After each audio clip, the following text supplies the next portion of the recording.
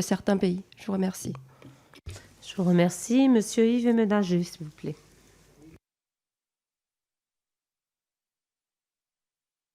Appuyer, ça marchera mieux. Merci Madame la Présidente, Madame, Messieurs.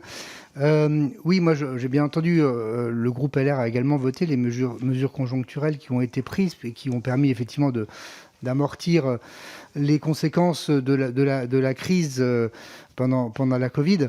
Bon, maintenant on sort, non malheureusement on n'en sort pas totalement, mais le conjoncturel a été fait, il masquait aussi un certain nombre de problèmes de structure.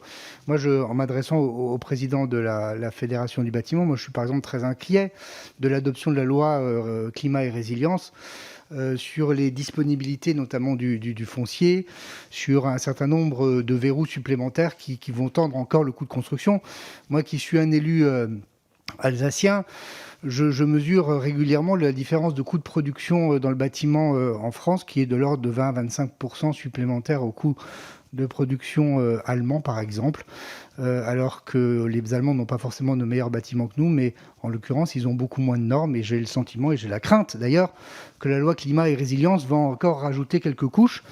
J'ai également soutenu, et je ne sais pas où vous en êtes, des négociations que vous avez avec le gouvernement sur le dispositif Caribac. Effectivement, vous avez demandé son application à fin 2022 pour soutenir la trésorerie de vos entreprises qui ont extrêmement souffert. Donc ça m'intéresserait de savoir si vous avez obtenu gain de cause. En tout cas, nous avons soutenu votre démarche qui se comprend parfaitement.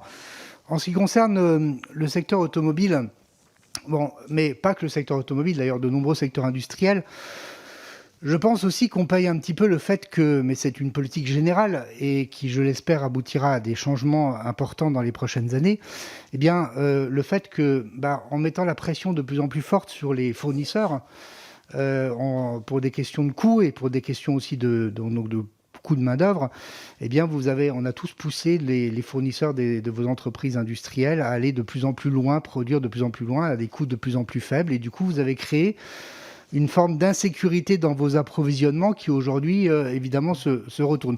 Je vais accélérer. Donc, politique industrielle, c'est l'occasion de, si on est capable de mettre en place, et on doit l'être, une politique industrielle de relocalisation, ce qui pose également, là encore, le problème de la disponibilité foncière et du coût de la main-d'œuvre et de la formation. C'est pas le sujet, la formation aujourd'hui, mais c'est quand même, évidemment, si on veut relocaliser nos entreprises, c'est quand même un sujet important. Et je terminerai rapidement par la filière bois, où on est l'un des producteurs les plus importants d'Europe et on a beaucoup exporté, ce qui fait qu'évidemment, on s'est mis en difficulté également dans ce domaine. Merci.